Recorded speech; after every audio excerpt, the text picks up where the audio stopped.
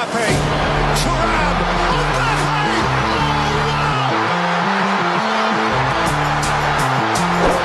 He is $1500 የተቸገረው ሜሲ አጣብቂኝ የህይወት ምዕራፍ። ሜሲ ሜዳ ላይ ለ47 ሰከንዶች ብቻ ቆይቶ ለምን ተባረረ? ቸኩቬራና ሜሲ ምን አገናኛቸው? ሰላም የሌጀንድ ስፖርት ቤተሰቦች፣ በዛሬው ጥንቅራችን ስለ ሊዮኔል አንድሬስ ሜሲ ያልተሰሙ አዳዲስ ታሪኮችን ልንነግራችሁ ወደድን። ገጹን ላይክ፣ ሼር፣ ሰብስክራይብ በማድረግ አዳዲስና ታሪካዊ ስፖርታዊ መረጃዎች ይድረሷችሁ። መረጃውን እንቀጥላለን። ይህ ሌጀንድ ስፖርት ነው። Mbappe, Thuram,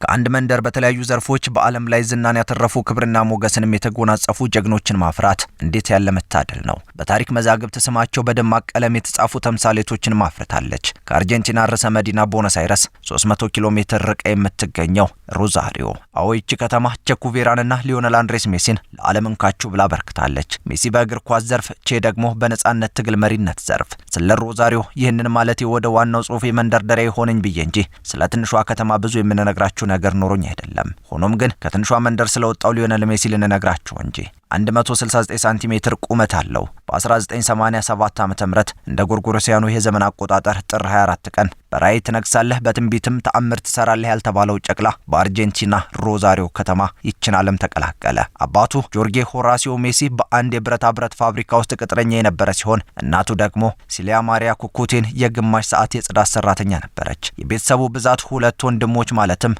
ሮድሪጎና ማቲያስ እንዲሁም አንድ እህቱ ማሪያ ሶል ጋር 6 ሆነው ይኖሩ ነበር እስከ እናትና አባቱ። ይህ የሊዮኔል አንድሬስ ሜሲ የትላንት ታሪኩ ነው። ሌጀንድ ስፖርት ነው። መረጃዎቹ ይቀጥላሉ። ወደ እግር ኳስ ህይወቱ እናምራ። ሜሲ እግር ኳስን አንድ ብሎ የጀመረው ገና በ5 ዓመቱ በአባቱ በሚሰለጥነው ቡድን ውስጥ ነበር። አባቱ የፋብሪካ ሰራተኛ ቢሆንም የእግር ኳስ ፍቅሩ ግን ከልክ ያለፈ ነበር ይባልለታል። ጊዜው እንደ አውሮፓውያኑ የዘመን አቆጣጠር 1995። በልጅነት ቡድኑ የልብ ምት የነበረው ሜሲ ይጫወትበት በነበረው ቡድን የ84 ማሽን የሚል ተቀጽላ ስም ተጽፎለታል። ይህ የሆነው በ4 ዓመታት ውስጥ የሜሲ ቡድን ሽንፈት የቀመሰው በአንድ ጨዋታ ብቻ ስለነበር ነው። በዚህ ጊዜ ነበር የወቅቱ ኮከብ ተጫዋች እድገቱ ከእድሜው ጋር አለመመጣጠኑ የተሰማው። Mbappe, Thuram,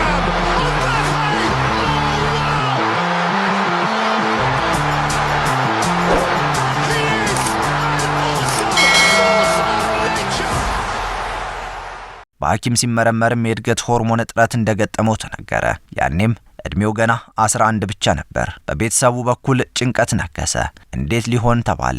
በዚህ ጊዜ እድገቱን በሕክምና ለማስቀጠል ደግሞ ከፍተኛ ወጪ አስፈልጎታል። ግን ገንዘቡ ከየት ይመጣል? የሜሲ ቤተሰብ የአቅም ውስንነት ልጃቸው የገጠመውን ችግር ለመቅረፍ አላስቻላቸውም ነበር። በዚህ ጭንቀት ውስጥ በነበሩበት ወቅት ታዲያ ከወደ ስፔን የጭንቀት ደራሽ ድምጽ የሰሙት የሜሲ ቤተሰቦች ያኔው የካታላኑ ቡድን ባርሰሎና አሰልጣኝ የነበረው ካርለስ ረክሳች ሜሲ በሚደረግለት የሕክምና ወጪ ምትክ የባርሰሎና ወጣቶች ማሰልጠኛ ወደ ሆነው ላማሲያ የሚቀላቀልበትን ስምምነት ሐሳብ አቀረበላቸው። የሊዮኔል አንድሬስ ሜሲ የህይወት ተአምራዊ ለውጥ እዚህ ጋር ይጀምራል። Mbappe, Thuram,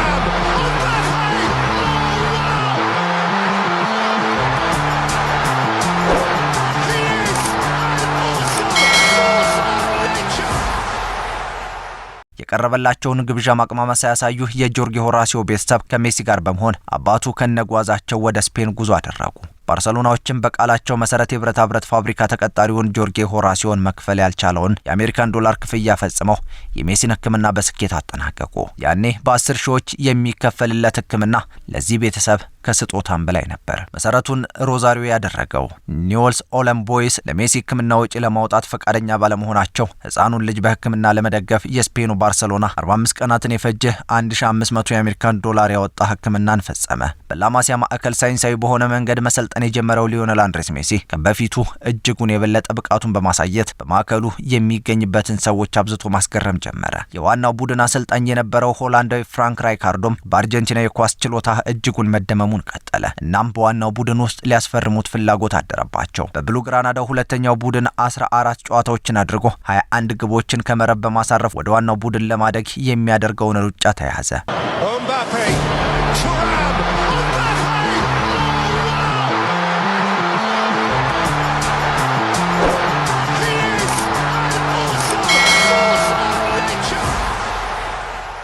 በፈረንጆቹ 2004 ዓ.ም በስፔን ላሊጋ ባርሰሎና ከስፓኞል ጋር 34000 ደጋፊዎች በታደሙበት ባርሰሎና በፖርቹጋላዊው ዴኮ ግብ 1-0 እየመራ የጨዋታው መገባደጃ ደረሰ። 8 ደቂቃዎች ቀርተውታል። ባለጸጉሩ ወጣት መስመር ላይ ዘለል እያለ ወጣ። የጨዋታው ግብ አስቆጣሪ ፖርቹጋላዊው ዴኮ ተቀይሮ ወጣ። 17 ዓመት ከ3 ወር ከ22 ቀናት ብቻ እድሜ ያለው አንድ አርጀንቲናዊ 30 ቁጥር መለያ ለብሶ ብቅ አለ። የሜዳው ሳር ላይ መሯሯጡን ጀመረ። ይህ እንግዲህ የአሁኑ ጥበበኛ ያኔው ትዝታ ነበር። ሜሲ ለመጀመሪያ ጊዜ በባርሰሎና ቤት እንዲህ ተዋወቀ።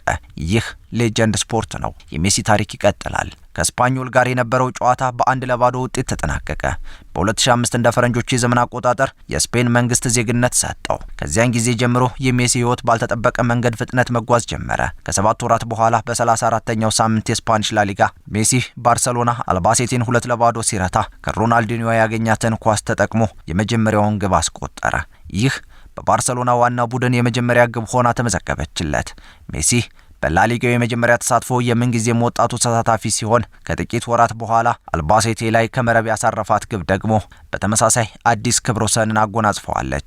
የምንጊዜም ወጣቱ በትንሽ እድሜው ግብ ያስቆጠረ ተጫዋችም ተባለ። ከጥቂት ዓመታት በኋላ በትንሽ እድሜው ግብ ያስቆጠረ የሚለው ስያሜ በሌላኛው የላማሲያ ምሩቅ ቦያን ኪርኪች የተነጠቀ ቢሆንም አሁን ደግሞ በሌላኛው የላማሲያ ሰው ላሚን ያማል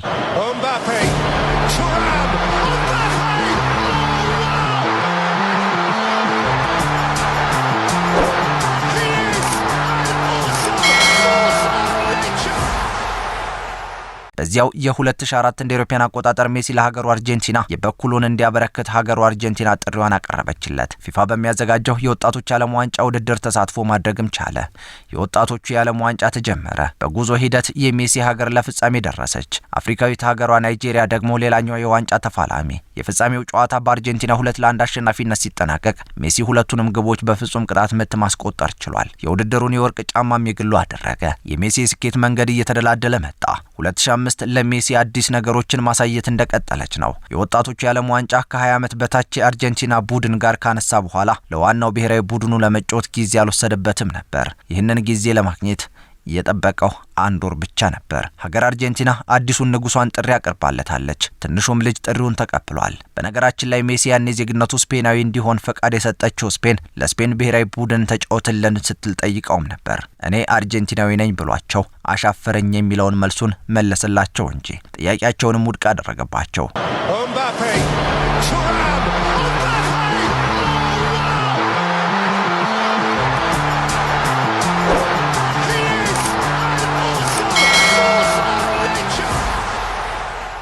ሜሲ አሁን የመጀመሪያውን ሀገራዊ ግዴታ ሊወጣ በሀገሩ ቡድን ውስጥ ስሙ ተካቷል። ቀጠሮም ደርሷል። አርጀንቲና ሃንጋሪን ነው የምትገጥመው። በመጨረሻው አጋማሽ ሜሲ ተቀይሮ ወደ ሜዳ ገባ። ታሪክም ሌላ ስለ ሜሲ የሚወራ ነጥብ አሰፈረች። ሜሲ በመጨረሻው ሜዳ ላይ የቆየው ለ47 ሰከንዶች ብቻ ነበር። ኳስ ሲያንከባልል መለያውን ይዞ ለማስቀረት የሞከረውን የሃንጋሪውን ተጫዋች ቪያሙስ ቫንሻክን ባልተገባ ጨዋታ በክርኑ ተማቶ ገና ምንም ሳይፈነጭ ወደ መልበሻ ክፍል ተባሯል። የመጀመሪያው ቀይ ካርድ ምዝገባም ያኔ ሆነ።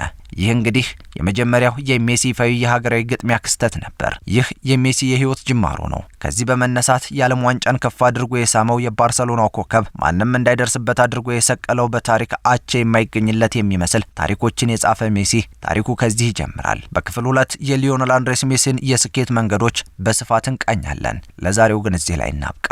ይህ ሌጀንድ ስፖርት ነው። ይህንን ቻናል ላይክ፣ ሼር፣ ሰብስክራይብ በማድረግ አዳዲስና ታሪካዊ ስፖርታዊ መረጃዎች ይድረሷችሁ። ጥንቅራችን አበቃ። ቸር ቆዩልን።